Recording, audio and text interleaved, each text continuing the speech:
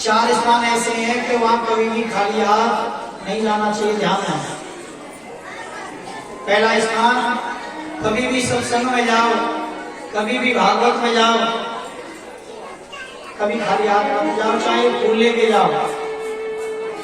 दूसरा स्थान, कभी मंदिर देवालय में जाओ, खाली हाथ मत जाओ, चाहे फूल लेके जाओ। तीसरा, गुरु जी के यहाँ जब जब जाओ, चाहे फूल लेकर के जाओ, लेकिन खाली हाथ नहीं जाना चाहिए। और मित्र के घर में जाओ तो खाली हाथ नहीं। सुदामा ने कही कि मेरे पास देने के लिए कुछ है ही नहीं, मैं ले जाकर के दूंगा क्या? सुशीला बोली उसका इंतजाम मैं करूंगा। 4 मुट्ठी। अच्छा, चावल ही क्यों मांगे सुशीला ने? गेहूं मांग सकती थी, पैसा मांग सकती थी, लेकिन चावल क्यों मांगे? क्योंकि 4 घर के चावल, हर घर में चावल एक सा नहीं होता। ध्यान में, चावल मोटा पतला सफेद पीला काला सब तरह के होंगे चावल। हर घर से अलग अलग चावल की मुट्ठी। पोटली बना ली और पोटली बना करके दे दी, ले जाओ, ले जाकर के अपने मित्र को दे देना। चावलों को देखेंगे तभी तो मालूम पड़ेगा, क्योंकि भगवान को 2 चीज ज्यादा प्रिय है, एक भक्त, एक भात। और भात का चावलों का ही है। सुखदेव बाबा कहते हैं राजा परीक्षित, अलोटा डोर लेकर के न सिर पर कोई पगड़ी न पैरों में कोई बनाई, अब मिलने चलती है अपने बचपन के मित्र से। 10-5 कोस चलते हैं, बेचारे परेशान हो जाते हैं और परेशान होकर के बैठ जाते हैं और कहते हैं कन्हैया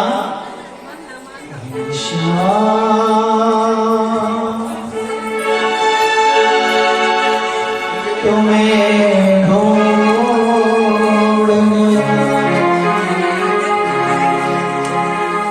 जाए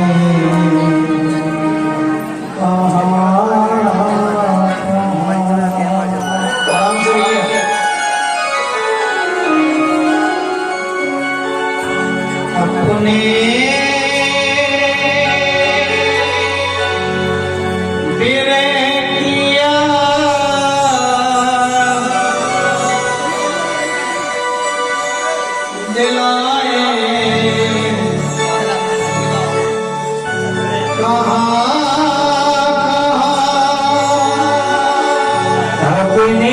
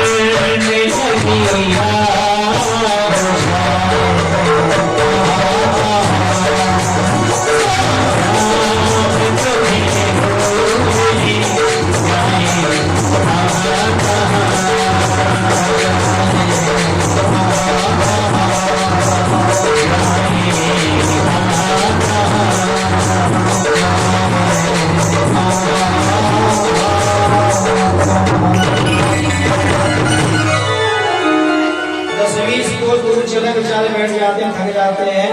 आज एक पेड़ के नीचे बैठ के सो गए, भगवान आए, भगवान ने आकर के गोद में उठाया, उठा करके समुद्र किनारे छोड़ दिया। तो बीच समुद्र में बसी है द्वारिका, चारों तरफ समुद्र है और बिल्कुल बीच बीच में द्वारिका है। और नाव लेकर के भगवान खड़े हैं। आज सुदामा जी को पार किया, द्वारका पहुंचे हैं। द्वारपालों से पूछा भैया कौन सा नगर है? तब उन्होंने कहा अयम द्वारका नाम नगरी 6। द्वारका गुजरात में है और गुजरात में हर शब्द के पीछे 6 लगाते हैं, 6। अयम द्वारका नाम नगरी 6 और 6 को नाम जैसे सुनो मैंने कि भैया एक द्वारका ढूंढे में इतना समय लग गया, 6 द्वारका नजारे करो। कन्हैया कौन सी द्वारका में है? जैसे कन्हैया को नाम लियो है। द्वारपाल हाथ जोड़ के बोले अरे जी इसका नाम ले रहे आप? कृष्ण। द्वारपाल ने कहा इस नाम को जोर से नहीं लेते, यहाँ के राजा हैं द्वारकाधीश कृष्ण। सुदामा बोले वो मेरा बचपन का मित्र है। भीतर जाओ, जाकर के कहो कि उनका मित्र मिलने आया है। इतने सुंदर पंडित जी, ऐसे पंडित जी जीवन में कोई नहीं देखे जान है। भगवान का सोने का समय है। द्वारपाल ने सोचा कि कन्हैया के बचपन का मित्र मिलने आया है, चाहे भगवान हमको सजा दे दें, चाहे हमें दंड दें, लेकिन जाके कहेंगे दोनों द्वारपाल आज नम्रता पूर्वक गए। तो ध्यान दें ये बड़ों की पहचान है। इसे कहते हैं बड़ा। जिन्हें पैसा ज्यादा है तो घरावादी बड़ो है। पैसे से बड़ा नहीं होता कोई भी, ना पैसे से बड़ा है, ना दिल से बड़ा है, और ना ही बल से बड़ा है, ना आयु से बड़ा है। जो अंदर से नम्र है वो बड़ा है। लेकिन नम्रता आती कहां से?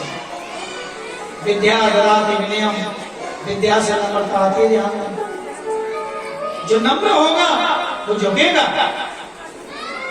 सूखे बांस की तरह खड़े रहो, कछु कछु तो गलती तो बड़े हैरान में, लेकिन जो लोग गलती से बड़े हो जाते हैं ना, 7 पीढ़ियां लग जाते हैं नंबर पाने में, लेकिन नंबर नहीं हो सकता। भगवान बड़े हैं, बड़ों की पहचान है। जो बड़ा होगा उसके रिश्तेदार भी बड़े ही होंगे, पैसे से नहीं सोच में बड़े होंगे। द्वारपाल में जाकर के भगवान से बोल प्रभु एक पंडित जी बाहर खड़े हैं। भगवान बोले तो मेरे पास आने की जरूरत क्या थी? पंडित जी आए हैं तो भोजन कराते, दक्षिणा देकर विदा कर देते। द्वारपाल बोले नहीं भगवान, ऐसे पंडित जी हमने आज तक नहीं देखे। ऐसे ब्राह्मण देवता हैं, कैसे हैं? शीश भगवान जगातन पे। द्वारपाल ने कहा प्रभु जाने को आए सो के रामा, धोती फटी सिलटी दुपटी,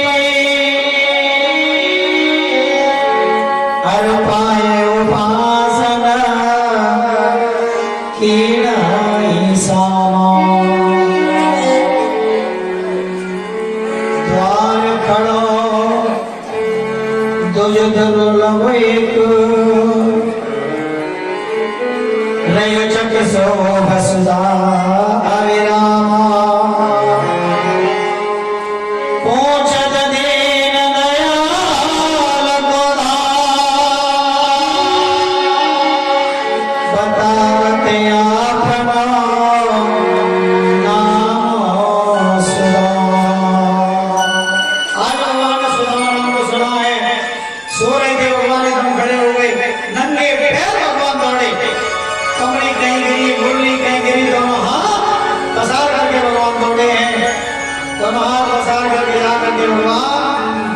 सुदामा जी को जाकर के अपने गले से लगाया,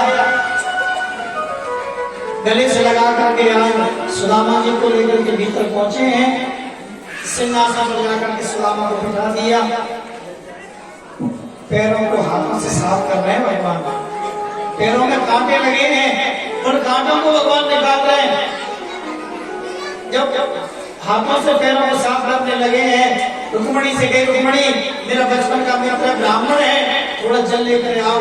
रुक्मणी को जल लेने गई, हाथों पे पैरों पे हाथ फेरते फेरते नजर भगवान निकली सुदामा की चेहरे की ओर गई। और जैसे ही सुदामा के चेहरे की ओर गई, ऐसे भी हाल दिवाइन सो पद कंटक जाल लगी पुनि जोए। आए महादुख पायो सखा तुम, आए इते न किते दिन भूए। देख सुदामा की दीन दशा। आज भगवान ने जैसे सुदामा की ये दशा देखी, करुणा करके करुणा निधि रोए। पानी पड़ा कपाट छुए, नैन के जल सोभर दो। देख सुदामा की दीन दशा, ऐसे दशा को देख करके भगवान रो रहे हैं, आंसुओं की धार बहने लगी। उन्हीं आंसुओं की धार से आज सुदामा जी के चरणों को भगवान ने धोया। रुक्मणी जल नहीं ला पाई, रो पड़े। सुदामा बैठ बैठे कर लाला क्या करे, लाला क्या करे। रुक्मणी ने भी भगवान से कहा प्रभु ठहर जाओ, क्या कर रहे हो, लेकिन हार वार नहीं। भगवान रो रहे, सुदामा जी भी रोना चाहते हैं, लेकिन सुदामा जी ने सोचा अगर मैं रो गया तो कृष्ण समझेगा मेरे घर मांगने आ गया है। बाहर से तो रोए कृष्ण और अंदर से रोए सुदामा। तो बाहर का रोना तो सबको दिखाई देता है, जानना। बाहर का रोना सबको दिखाई देगा, लेकिन अंदर का रोना परमात्मा को दिखाई देता है। सेवा करेगा। रुक्मणी बोली आपको बचपन के मित्र हैं, पंडित जी हैं कि हाँ, तो आशीर्वाद मिल जाएगा। कन्हैया ने सुदामा जी से, सुदामा ये मेरी पत्नी है, उनको आशीर्वाद दे। आशीर्वाद है? अच्छा, ब्राह्मणों का ये काम बहुत बढ़िया है, आशीर्वाद बहुत जल्दी देना पंडित जी, फ्री में मिल जाए आशीर्वाद, क्यों परीक्षा नहीं। एक बार कोई छोटे ब्राह्मण से प्रणाम करना, सत्य बता रहा हूं, इतना ब्राह्मण आशीर्वाद देता है, सबसे ज्यादा बड़ा दानी है ब्राह्मण। सब लोग कहते हैं ब्राह्मणों को हमने ये दान किया, ब्राह्मणों को हमने वो दान किया। एक बात कहूं, सर्वस्व दानी जो बना है वो ब्राह्मण है। क्या दान कर सकते हैं ब्राह्मणों को?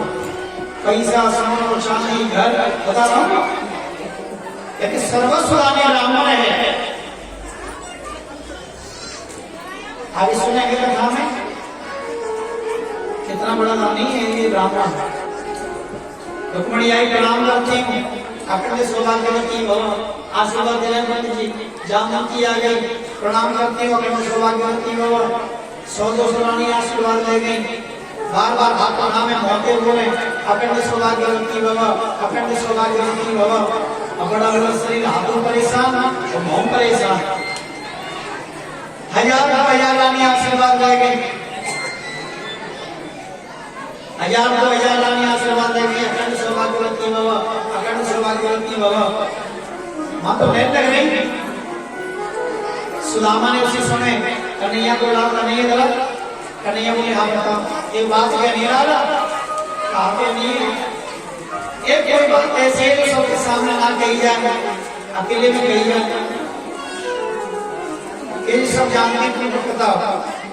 सुदामा जी ने पूछा, कन्हैया सही बता, ये रानी सब तेरी है? हाँ। कितनी है? कन्हैया बोले तुम तो आशीर्वाद दो। अखंड सौभाग्यवती भव, अखंड सौभाग्यवती भव। 1000 रानी और ले गए, ज्यादा जल्दी ले गए। अखंड बंद कर दिया, सौभाग्यवती भव, सौभाग्यवती भव, सौभाग्य बंद कर दिया, वती भगवती भगवती भव। ले ले 1000 रानी आशीर्वाद और ले गए। कन्हैया सही बताई ईमानदारी, ये सब रानी तेरी? कन्हैया बोले हाँ मेरी। भगवान ने उसी समय भगवान से सुदामा ने कही, सुन ये सब रानी तेरी है, तो इन सब के बदले में मैं तुझे आशीर्वाद दे देता हूं। तुझे आशीर्वाद मिल गया, समझ लो सब कुछ मिल गया। तो स्वयं परमात्मा को आशीर्वाद दिया ब्राह्मण ने। तो ब्राह्मण से बड़ा दानी कौन है? वाल्मीकि रामायण में बड़ा सुंदर श्लोक है, विप्र प्रसादात् धरणी धरोहम, विप्र प्रसादात् कमलावरोहम, विप्र प्रसादात् धरणी धरोहम, विप्र प्रसादात् कमलावरोहम, विप्र प्रसाद अजति जितोहम, विप्र प्रसादात् आशीर्वाद दिया। ये ब्राह्मणों का ही आशीर्वाद है भगवान को भी। तो जिसने परमात्मा को आशीर्वाद दिया है उससे बड़ा दानी हो कौन सकता है? उसने भैया ब्याह है वो, सुदामा बोले हाँ है वो, कन्हैया बोले ठीक ना है, ऐसे के बचपन को मित्र है, बचपन को मित्र है, ब्याह कर लो तो ना करो। सुदामा बोले भैया चल ये एक ब्याह मेरा मैं भूल गया, लेकिन तेरी तो निमक रानी है, एक में भूल जाता, दो में भूल जाता, तू ही याद रखे तो भैया। कन्हैया बोले तुम्हारा ब्याह बढ़िया भाई होगा, तुम्हारी तो बारात भी गई होगी, सगाई लगन चढ़ी होगी। सुदामा बोले सब काम भाई, कन्हैया बोले हमारे नाम भाई, हमारे ब्याह कैसे मालूम है, सवेरे घर बैठे संध्या को हुआ है। सुनी कन्हैया के ब्याह की कथा, ऐसे कोई ब्याह ना होगा में लड़ाई नहीं हुई हुई। तो भैया समय ना मिला ना पता है। अच्छा भाभी कैसी है? ठीक है। तो भाभी ने कुछ भेजो ना, अब चावल की पोटली को दबाने निकाल लिया भगवान ने, और उसमें से एक मुट्ठी चावल भगवान ने खाया। एक मुट्ठी चावल खाने से लोग दे दिया। आज ब्राह्मणों में दो लोग हो गए, देवलोक में जितने भी देवता बैठे हैं ब्राह्मण हैं, और जब मृत्यु लोक के देवता ब्राह्मण हैं। दो लोग रोक दिया, हाथ पकड़कर रुक्मिणी ने, प्रभु क्या कर रहे हो? ठीक नहीं है। सुखदेव बाबा कहते हैं राजा परीक्षित, जो वही पंडित जी हैं, रुक्मिणी कह रही है जो कोई पंडित जी हैं इतने मतलब वर्षों ब्राह्मण में एक रोटी चावल खा के एक लोग दे दियो, जो वही ब्राह्मण है जो तुम्हारी छाती में लात मारी। ठाकुर जी की छाती में देखना लात छाती है, लात यहाँ सीने। प्रभु जी ने नारायण भगवान की छाती में लात मारी। जी कोई ब्राह्मण है, ज्यादा मत वर्षों में गड़बड़ रह जाएगी। गोविंद भगवान से रुक्मिणी ने कहा, गोविंद कहने लगे रुक्मिणी तू जानती है कि ब्राह्मण है, पर तू भूल गई ये कोई ब्राह्मण तुम्हारा प्रेम पत्र लेके आए, अगर प्रेम पत्र लेके नहीं आते तो आज तुम मेरे साथ नहीं शिशुपाल के साथ होती। गोविंद भगवान से विदा लेकर सुदामा पहुंचे हैं। स्वयं सुदामा पूरी जाकर के गोविंद भगवान ने विश्वकर्मा को साथ लेकर बनाई, लौट कर आए द्वारका जैसा महल। सुदामा जी ने सोची मेरी झोपड़ी तो यही थी, मेरा घर कहाँ गया? द्वारपाल से पूछा भैया ये क्या जगह है? उन्होंने कहा ये सुदामापुरी है। तो या तो राजा कहाँ है? द्वारपाल ने कहा अपने बचपन के मित्र कृष्ण से मिलने गए। सुदामा जी बोले मिल गए तो नहीं गए। सुशीला को आवाज लगाई, सुशीला सुंदर सारी सजा के आई, सोना चांदी हीरे जवाहरात पहन के आई। आज सुशीला की ओर देख करके आज सुदामा जी बड़ी जोर से रोए, भगवान मैंने ये माया कब मांगी जो आज तुमने ये माया मुझे दी। आज सुदामा रोए। ये भगवान के परम की कथा है। 10वें स्कंद भागवत जी का पूर्ण 12 स्कंद है भागवत में। 11वें स्कंद में शुरुआत में गोविंद भगवान ने अपने नाती पंथी पुत्र सबको बिठाया, समझा मेरा ध्यान में 4 चीज आदमी पर हो, रूप यौवन संपत्ति पद, उसको अहंकार आएगा। इसलिए कभी जान भूलकर अनजाने में भी किसी ब्राह्मण का अपराध मत करना, किसी भी संत की हंसी मत उड़ाना, किसी ब्राह्मण की हंसी मत उड़ाना, और नहीं तो पूरे कुल का नाश हो जाएगा। ये भगवान ने अपने बालकों को समझाया। एक दिन शाम जामवंती का पुत्र, उसके पेट में बहुत सारे कपड़े बांधे और कपड़े बांध करके जनानी धोती पहनाई और जनानी धोती पहना करके लेकर के चले हैं। सब ऋषि निकल के जा रहे थे। दुर्वासा ऋषि से पूछा, दुर्वासा ऋषि ये देखना इसमें लड़का होगा या लड़की? दुर्वासा ऋषि की नजर गई, पहचान लिया जामवंती का पुत्र सामने है।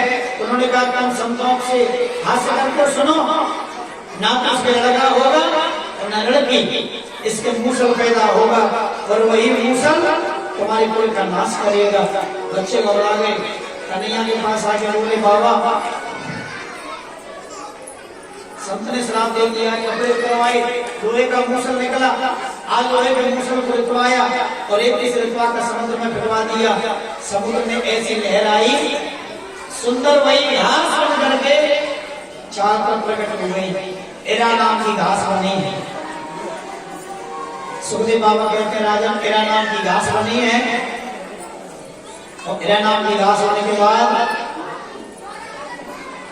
भागवत जी का 31वां अध्याय, उस 31वें अध्याय में यदुकुल के संहार का वर्णन गोविंद भगवान ने दाऊ जी से ली। दाऊ जी अब समय पूरा हो गया, पहुंचो। दाऊ भैया वैकुंठ पहुंचे हैं। 56 करोड़ यादव थे, 56 करोड़ यादवों को लेकर के आज गोविंद भगवान समुद्र किनारे पहुंचे हैं। सब यदुवंशियों ने गंगा का पान किया है, आपस में लड़ाई हुई है। एक यादव लड़ते लड़ते समुद्र किनारे गिरा, घास जो थी वो खड़ गई, लोहे का भाला बन गई। उसने देखा ये घास बड़ी अजीब है, हाथ से उठाई लोहे का भाला बना। आवाज आई, हे यदुवंशियों ये घास बड़ी प्यारी है, चलो आओ आकर के घास को फाड़ लें।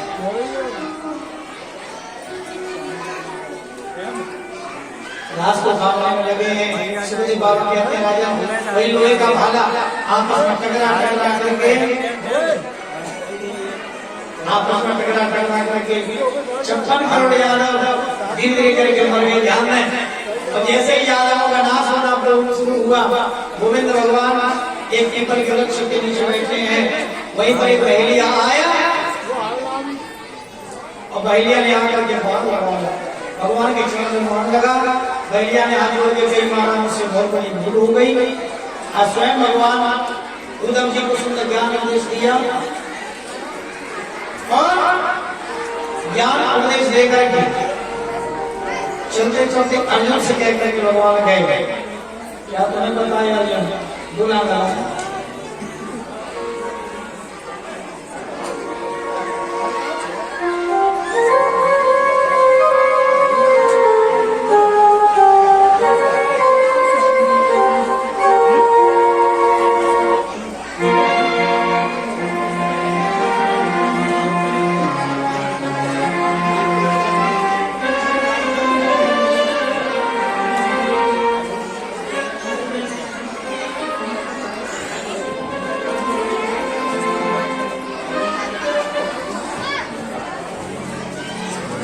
एक बार प्रेम से मान के की अर्जुन को सुंदर ज्ञान उपदेश दिया। जयकार मांगे भगवान की, भक्तवत्सल भगवान की जय जय श्री। अर्जुन से कहते हैं अर्जुन अब वापस जाने वाला मैं नहीं जा रहा।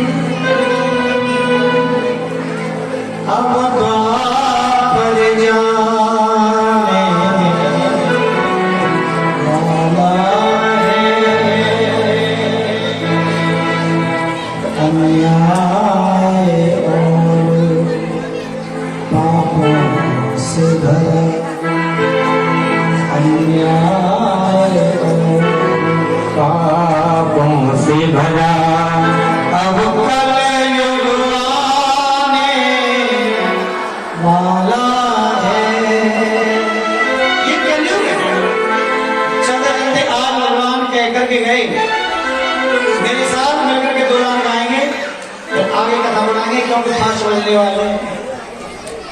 क्या तुम्हें पता है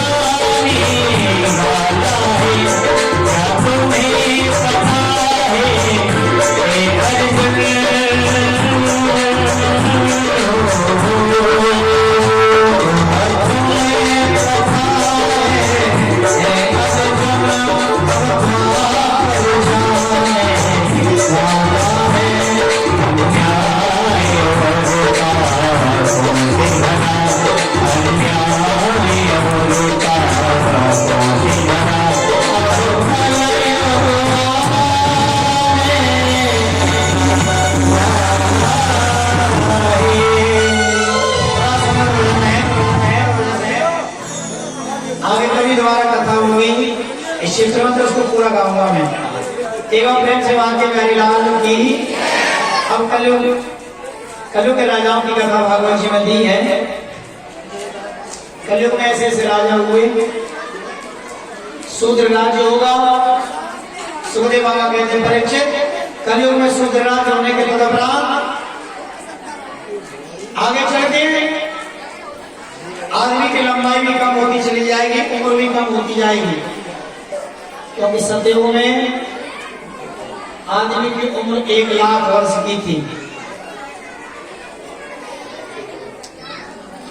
सतयुग में आदमी की उम्र 1 लाख वर्ष की। इसके बाद आया त्रेता युग। 1 जीरो खत्म हो गई, ध्यान है। तो त्रेता युग में आदमी की उम्र हो गई 10,000 वर्ष। इसके बाद द्वापर युग आया, उसमें 1 जीरो और खत्म, आदमी की उम्र बन गई 1,000 वर्ष। और अब आ गया कलयुग, 1 जीरो खत्म, आदमी की उम्र हो गई 100 वर्ष। लेकिन 100 तो बहुत बड़ी बात है। एक आदमी भूलो भटको वाली चल जा रही, 50-60 में लाद दिया। आगे चल के आदमी की उम्र मात्र 20 वर्ष रह जाएगी, ध्यान है। और 20 वर्ष की उम्र में 6 साल की माताएं, 6 साल की बच्चियां मां बनेंगी। ये मैं नहीं कह रहा, भागवत में लिखा है। आदमी की लंबाई इतनी छोटी, पहले पहाड़ों जैसी लंबाई थी आदमी की। हिमाचल पार्वती जिनका जन्मी, हिमाचल राजा की लंबाई हिमालय पर्वत जैसी थी, छोटे घटते गए। आदमी की लंबाई भी एक जौ का पेड़ इतना बड़ा होता है ना, इसके नीचे हो जाएगा आदमी यहाँ। और 20 वर्ष में जो बच्चों कर ले उधर ले उड़ा दे श्याम होगा। कलयुग में राजा वर्णन की कथा सुनाई गई। एवं प्रेम से मांगे गए लाल की साथ में लगातार भागवत जी परीक्षित जी ने सुनी और परीक्षित जी को श्राप लगाता कि आज से 7वें दिन तक छह भागवान को दसेगा जिससे मृत्यु होगी। आज 7वां दिन है परीक्षित जी, 7वां दिन है। लेकिन कई व्यास कहते हैं परीक्षित जी को सर्प खाए में आया, परीक्षित जी मर गए। लेकिन मैं नहीं कहता ये करता, परीक्षित मर जाते तो आज भागवत में परीक्षित नहीं बनते। तो परीक्षित आज भी अमर है, पहले भी अमर था, इसलिए परीक्षित तो अमर है। एक बार परीक्षित जी के लिए जयकार लगाएंगे, बोलिए परीक्षित जी महाराज। अच्छा चलते चलते एक और बात मैं बताऊं, विश्वासम फलदायक। काबिल कथा के अंदर और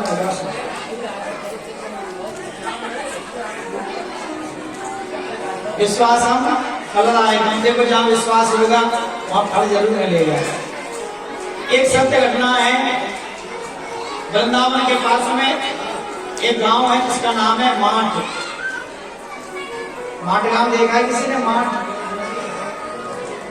वृंदावन से मथुरा, मथुरा से राय और राय से रोड गया है माठ गांव के लिए। अच्छा ये सत्य घटना है बांके बिहारी की। माठ गांव वाला तो किस्सा है ही, लेकिन बांके बिहारी मंदिर की सत्य घटना। एक बार बांके बिहारी के बन के देखो, देखो कितना आनंद आएगा। एक बार प्रेम से जयकर लगा लो बांके बिहारी लाल की, भक्तवत्सल भगवान की, भागवत महापुराण की जय जय श्री राधे।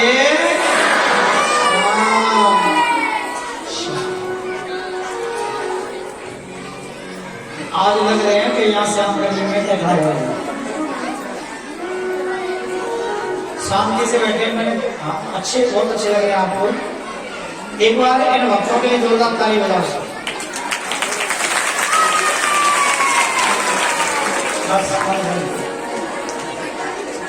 जयकारा लगा लो बांके बिहारी लाल की, जय जय श्री राधे।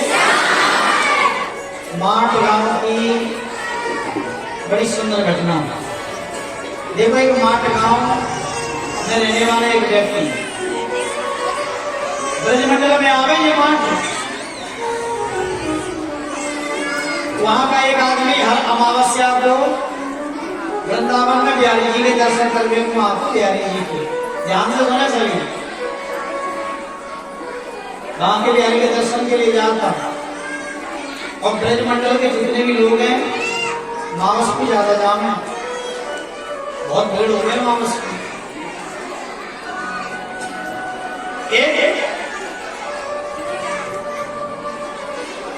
सुखदेव बाबा कहते हैं राजा परीक्षित,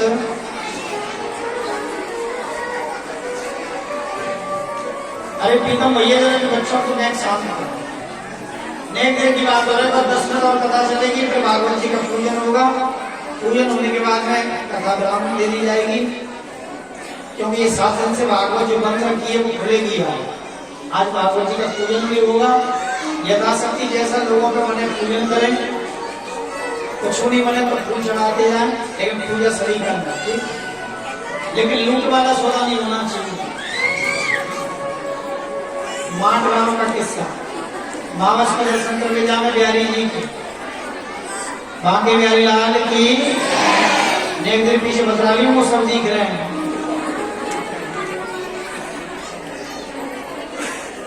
देख लो कौन कौन बदरा। मावस का दर्शन करके जाना, कछुआ पीछे बाकी छोरी गई, 4 साल की है ये, 4 साल को बालक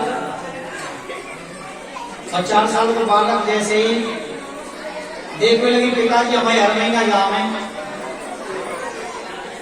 एक दिन पिताजी से पूछने लगी, पिताजी हर महीने कहाँ जाते हो तुम? पिताजी बोले, बेटा बिहारी जी तो मिलवे जाऊं मैं।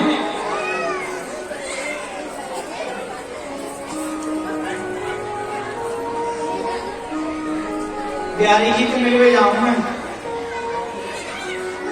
उस बच्ची ने कहा कि बिहारी जी से हमको भी मिला के लाओ ना।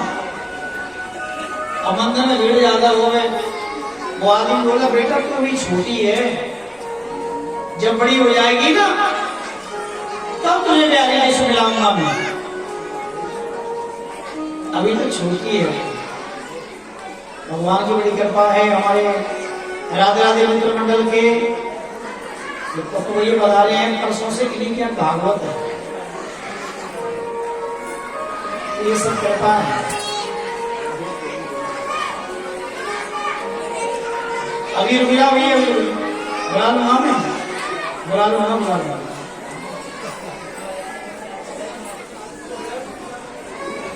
नहीं ये एक किस्सा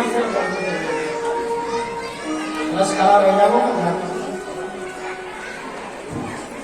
ठीक है, परसों से भागवत कोई नहीं किया, सबन होता है, सब होता सवाइयां। एक बार जयकर लगाई बाकी लाल भक्त वत्सल भगवान की जय। जय श्री राधे। सुखदेव बाबा कहते हैं राय में परीक्षित, सुंदर आज पिताजी ने कहा, बेटा तू भी छोटी है, बड़ी हो जा तब आ जाऊंगा, तब तुझे बिहारी जी से मिलाऊंगा मैं।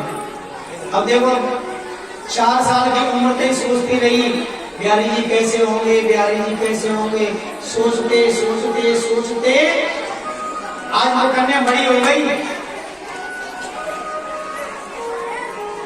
जैसे वो कन्या बड़ी हुई, एक दिन पिताजी से बोली, पिताजी अब तो मैं बड़ी है गई, अब तो मुझे दर्शन मतलब बिहारी जी से मिला ला। पिताजी बोले, बेटा अब तो ज्यादा बड़ी है गई है, अब तो ज्यादा बड़ी है गई, लेकिन बिहारी जी से मुलाकात नहीं होती। बिहारी जी से मुलाकात नहीं होती। कन्या के मन में लगने लगी बिहारी जी कैसे होंगे।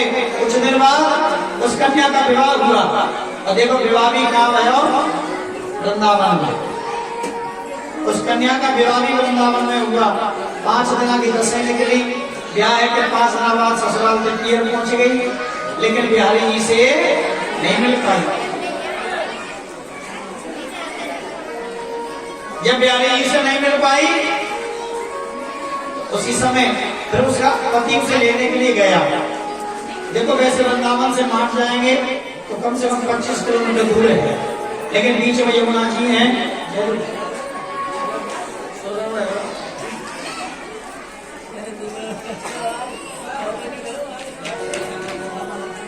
उसने कहा यमुना को पार करके जैसे ससुराल पहुंचा है, ससुराल से अपनी घरवाली को लिवा करके चला, यमुना पार वही। शाम का समय हो गया, संध्या वंदन के समय। पति ने कहा अब संध्या वंदन का समय, मैं थोड़ी देर स्नान कर लूं, तो बैठ जाए नहीं। तो देखो सूटकेस पकड़ करके बैठ गई बेचारी, लंबा से घूंघट करके बैठ गई, और लंबा घूंघट करके जब बैठी सोच रही है बिहारी जी कैसे होंगे, बिहारी जी कैसे होंगे। बांके बिहारी लाल की, बिहारी जी कैसे होंगे। कन्या ने सोचा कि मैंने सुना है बिहारी जी की उम्र 15 साल की है, और मेरे पति की उम्र ज्यादा है, वृंदावन में रहते हैं बिहारी जी, अब तो रिश्ते में हमारे देवर को लगते ही होंगे। अब उसके अंदर भाव जग गया, बेटा भी बैठ जाएगा, भाव जग गया, देवर का भाव जगा। रिश्ते में देवर लगते होंगे, मिलूंगी किसी दिन। तब तक छोटा सा बालक वहीं आ गया, आकर बोला, भाभी अब नई नई दुल्हन, लंबा घूंघट, पति स्नान करके चले गए। सोचने लगी ये देवर कहां से आ गया। अरे भाभी एक बार मुंह खोल कर देखा, माने भले टोला मगर लो, अगर मैं मुंह खोल के बात करूंगी तो मेरा पति क्या समझेगा? और लंबा घूमट कर लिया। ठाकुर जी बिहारी जी लोग बार बार कह रहे हैं, बचपन से सोच रही है बिहारी जी कैसे होंगे, बिहारी जी कैसे होंगे। आज मुंह खोल के भी नहीं दिखा रही है, गुस्सा आ गई ठाकुर जी को। अब देखो पीछे घूमे, घूम करके पीछे से साड़ी को पकड़ करके झटका दिया, पूरा मुंह खुल गया और नाचते उसके सामने होकर के बिहारी पति स्नान करके लौटा। पत्नी रोने लगी, मारी तुम क्या रो रही है? तुम्हारे गांव में छोरा बहुत शरारती है। बोलो क्या है वो? एक छोटा सा बालक आया, मोते करो भाभी।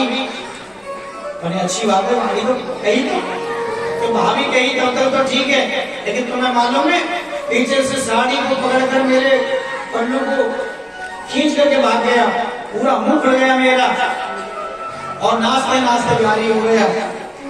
अच्छा ऐसे कौन वृंदावन में है जो हमारी घरवाली के सिर पे से धोती को हटा दे? तो चिंता मत कर, पूरा वृंदावन मेरा देखा हुआ है, गली गली देखी हुई है। कहीं मिलेगा तो मुझे बताना, बाकी पिटाई लगाऊंगा। पत्नी को लेकर घर आया, पिताजी ने कहा बेटा बहू आई है, जब मंदिरों में दर्शन कराना। अब पत्नी को लेकर के कहने लगा सुन मौका मिलेगा बढ़िया, मंदिर बाद में चलेंगे, पहले गली गली चलेंगे। और गली गली में जाकर के पहले वो लड़का ढूंढो, वो लड़का कहाँ है? अब देखो गली गली चल रहे हैं, दुकानों पे बैठे हैं, बच्चों को पूछ रहे इनमें से कोई है घर में? नहीं है। घूमते गलियों में घूमते घूमते मंदिर आ गया वृंदावन बिहारी जी का। और जैसे बिहारी जी को मंदिर आयो, पानी के दर्शन तो कर ले। अच्छा बिहारी जी की एक विशेषता है, बिहारी जी के जो दर्शन करते तो माता बहन आगे खड़ी होती हैं और पुरुष पीछे खड़े होते हैं। तो लंबा घूमट करके खड़ी है गई, पर्दा लगा बिहारी जी को, पीछे आदमी आजोड़ खड़े है, वो जयकार लग रहे वाकई बिहारी लाल की जयकार लग रहे हैं, लालसा बड़ी। और जैसे ही पर्दा खुला और जैसे उसने घूमट उठा के देखा, अब तो फिर तो चिल्ला उठी मिल गयो। आदि बोलो कहाँ मिलो, क्या कोई लड़का मिल गो? जल्दी बता कहाँ है, आज बाकी पिटाई लगाऊंगा। पत्नी कहने लगी सुनो, जिसने मेरा घूमट उठाया वो कहाँ है? आज मुझको सामने बता तो सही कहाँ है कि जिसने मेरा घूमट उठाया है वो सामने मंदिर में बैठा है। जो मंदिर में बैठा वही तो है जो मेरे घूमट को उठा के चला गया। जैसे ही नाम सुना, अब तो पत्नी के चरणों में गिर पड़ा, पत्नी के चरणों में गिर पड़ा। मेरा जीवन वृंदावन में निकल गया, मेरा जन्म वृंदावन में हुआ, लेकिन मैं बिहारी जी से नहीं मिल पाया। तूने तो साक्षात परमात्मा को देखा। तो कहने का भाव क्या है? आज वो कन्या और उसका पति हाथ जोड़ के परमात्मा से निवेदन करता है। और इस भजन के बाद में कैसे विदाई की है? इस भजन के बाद में हमारे जिस मोर मैरिज होम में जो कथा चल रही है, श्री भगवान वाटिका मैरिज होम, इसके मालिक हैं, वैसे मालिक तो ये सभी भैया हैं, लेकिन डायरेक्टर कह लो तो कुछ भी कह लो, हमारे ये बहादुर सिंह, लोकेंद्र सिंह, अब तीसरे को नाम ना पता, तो स्वागत करेंगे व्यास जी का। इनका भी पूर्ण बहुत सहयोग है। उस लड़की ने और उस लड़के ने भगवान से कही प्रभु, कहने लगी भगवान से, ओ मंदिर में ओ भगवान, कभी बाहर भी आया जाया करो, कभी बाहर भी आया जाया करो। मैं रोज तेरे घर घर आता हूँ, मैं रोज तेरे घर आता हूँ, कभी तुम भी मेरे घर आया करो। कौन कौन भक्त है जो भगवान को अपने घर में बुलाएंगे? सभी बुलाएंगे। ताली बजाते हुए ओ मंदिर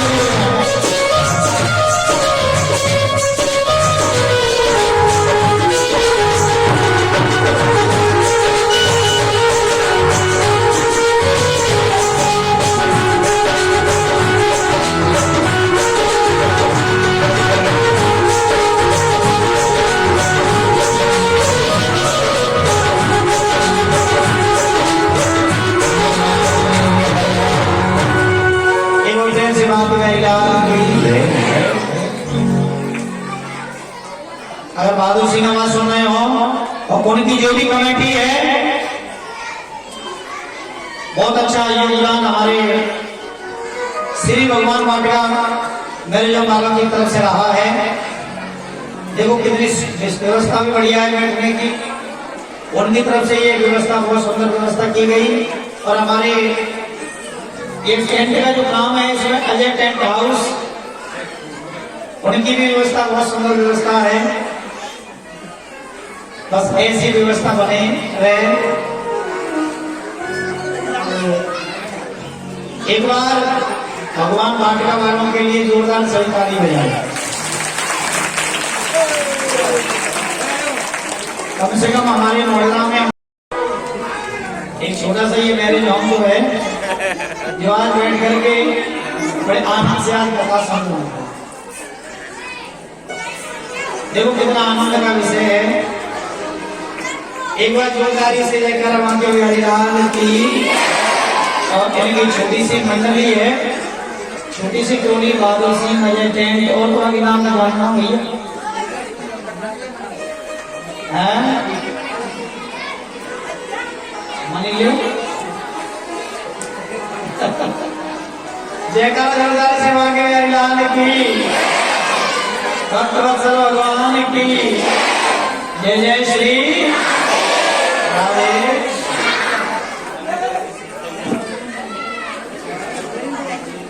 और इनके सम्मान करने के बाद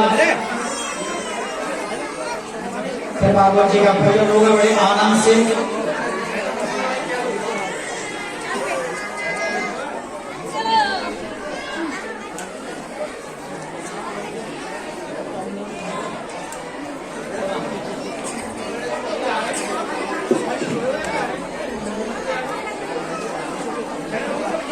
हाँ हाँ सोता बड़े भैया भी है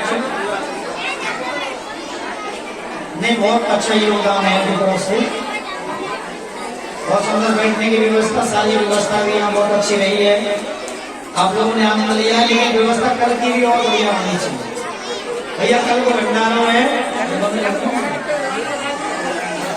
पति भी 7 दिन में भाई, और सारा संसार में नष्ट होगा 7 दिन में। एक बार प्रेम से जाकर बात में बहुत लगे भाई से। बांके बिहारी लाल की जय जय श्री। 7 दिन का मिलन है ये, न जाने कब तक कम है, न जाने भगवान की कृपा हुई भाई श्याम गली में। देखो श्याम गली में जब हम आए रहने के लिए यहाँ, आते ही भागवत करी हमने। वैसे लोग गोगा चौराहे में हम पहले रहते थे, लेकिन वहां से जब यहाँ आकर के घर में आया, ठाकुर जी के ऐसी कृपा के आते ही भागवत का नाम मुझे बढ़िया खुशी हुई। कुछ दिन बाद पहली भागवत हमने की थी यहाँ ईश्वरी टोरंटो वाले हैं उनके यहाँ। इसके बाद में हमारे शिष्य हैं लक्ष्मी नारायण रतन भंडार।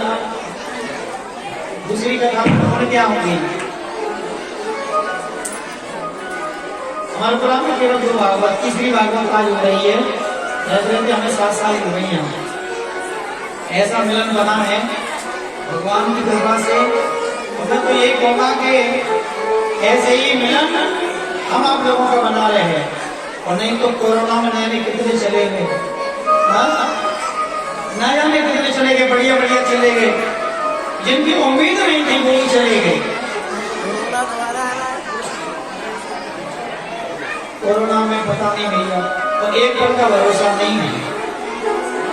तो मेरा हाथ जोड़ के सभी भक्तों से निवेदन है, देखो रहने वाले हम यहीं के छोटे छोटे बालक हैं हमारे संग में। 7 दिन हो गए हम कथा कहते कहते, बगल में मेरा घर, 7 दिन कथा हो गई पूरी हमारी। अब कल को भंडारा मैं प्राप्त करी हमारी जिम्मेदारी कथा कहने, क्योंकि हमारे परीक्षित जी ने कही गुरु जी सब जिम्मेदारी तुम्हारी, हम कथा कर चुके, तुम्हें करना हो कैसे करना है। मैंने आप करना कि चलो ठाकुर जी कृपा हो गई, ठाकुर जी कृपा तो रहेगी पूरी। अब रहो भंडारो भैया, तुम सब को भंडारो, तुम सब मिलके खूब खाओ खूब खाओ। बार बार कह रहा हूं मैं, यहाँ करने वाला कोई नहीं है पहली बार। तो कितना सुंदर भाव बना। आज देखो कितने भक्त बैठे हैं यहाँ। कल किसी ने देखा नहीं। अगर हमारे देखो श्याम योगी में जो कथा हुई, चंद्र प्रकाश जी परीक्षित बने, मेरे घर गए थे कि गुरु जी हमें कथा करानी है, तो हम पे जो पैसा है कैसे करके कोई नहीं है, मैं चिंता मत करो, और मेरी सामर्थ होगी वो मैं प्रसाद बांटूंगी, चाहे 10 किलो का भंडारा करें चाहे 50 किलो का करें। ये बात नहीं ध्यान दें। अब यहाँ बात थोड़ी बढ़ गई, खूब सहयोग आप लोगों का हुआ, खूब सामान आया, सामान की कोई कमी नहीं, सामान की कमी नहीं है, पैसे की कोई कमी ना है। खूब अब तो ठाकुर जी के पास खूब भंडारा होगा जो था।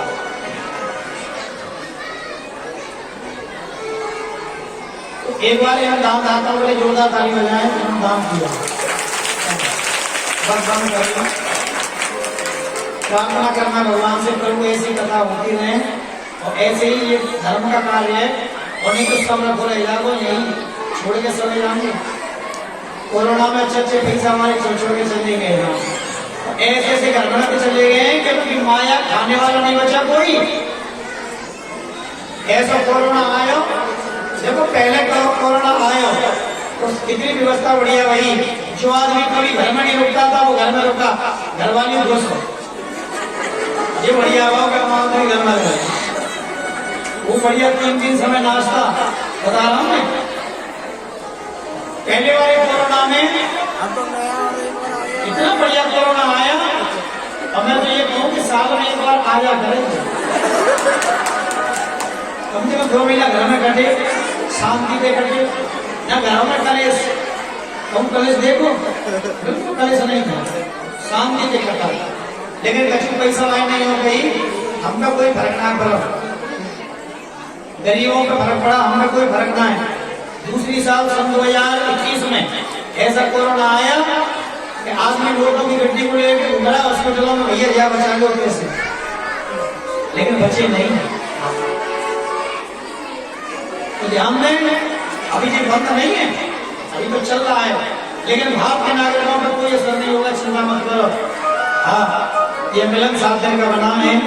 अगर हमारे बालगण के मोहते काल के प्रति कोई बात निकली हो तो ये क्षमा करियो, कोई पीछे जो मत कर। संजय पंडित जी तुम्हें बालगण में हमदे से गई, तो तुमने हमदे से गई, क्योंकि देखो जब 10-5 मिनट आपस में कोई बात करते हैं तो कोई ना कोई मुझसे गलत बात निकल जाती है, और यहाँ तो कम से कम 4 घंटे बैठे करना कहूँ। अगर कोई गलत बात निकली भी हो हाथ जोड़ के प्रार्थना, पीछे बुराई मत करियो, जो कि कहनी हो नहीं कहे। अच्छा परीक्षित जी, एक बात हमारे बालकन ने या बाबा ने आप लोगों से कछु मांगो, ध्यान सही से बताइए, कछु मांगो तो वो बता देना भाई, आप पीछे प्रभु मत कहियो, ना कोई बस्ती के कहियो कि पंडित जी के संगी ने कछु हम पे मांगो, या परीक्षित ने किसी से मांगा, पीछे कहना बड़ा है, नहीं मांगा है तो आप मांगे लो तुम में कि नहीं, भैया गलत मांग लो, भगवान का दरबार है, जो चीज मांग लो बोल देंगे सब, अकेले इन्हें विचार सुनो मेरे पढ़ने मैं दे रहा हूँ, सत्रह के बारे सोच रहे पढ़ी कभी वही चीज न मांग ले, चिंता मत करो, कोई कमी ना ढाक नहीं कर पाता। हमारे बुजुर्ग लोग बैठे हैं, हम तो केवल बुजुर्गों से यही आशीर्वाद की कामना करते हैं, ऐसी कथा कहता रहूं और तुम सबको सुनाता मालिक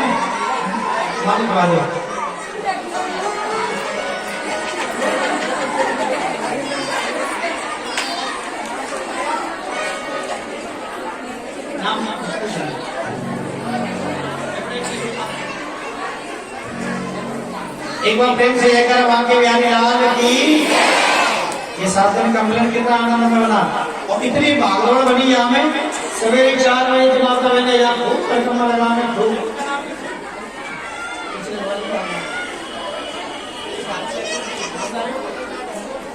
कारण मिल रही तो काम करना है। अच्छा बात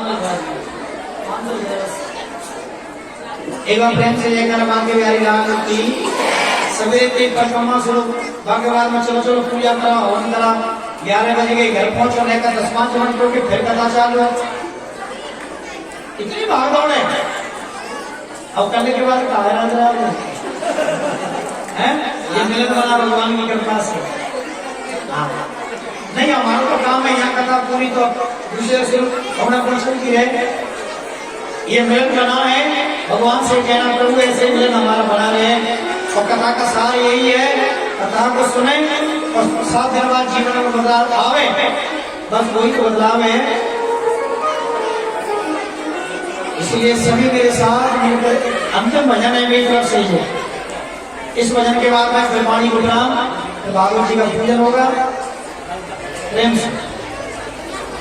मिलन साथ दिन का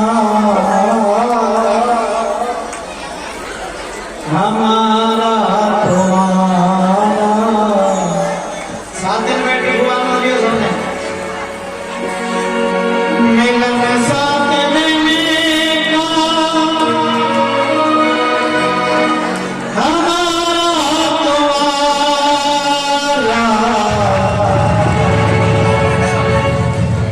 रही जिंदगी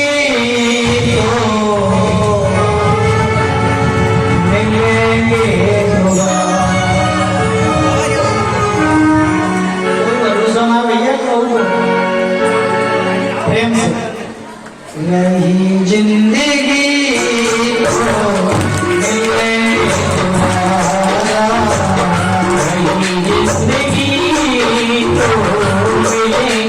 हमारा